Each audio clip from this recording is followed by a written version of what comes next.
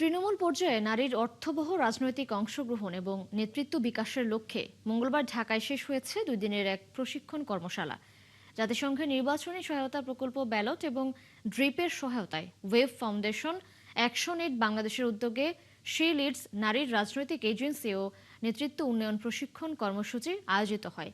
এতে ঢাকা, ময়মনসিংহ, জামালপুর ও কক্সবাজার জেলার তৃণমূল পর্যায়ের বিভিন্ন নাগরিক ও যুব সংগঠন এবং জাতীয় ও স্থানীয় নির্বাচনে অংশ নেয়া রাজনৈতিক ব্যক্তিত্ব এবং গণমাধ্যমে কর্মরত নারীরা অংশ নেন। এছাড়া প্রশিক্ষণে 3 জন পুরুষ, 3 জন হিজড়া ও প্রান্তিক জনগোষ্ঠীর প্রতিনিধি সহ মোট 20 জন ছিলেন।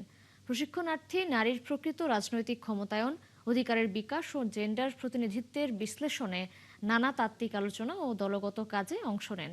তারা রাজনীতিতে নারীর প্রকৃত ভূমিকার পথে কাঠামোগত বাধাগুলো চিহ্নিত করে তা থেকে উত্তরণের উপায় সম্পর্কেও বিস্তারিত আলোচনা করেন।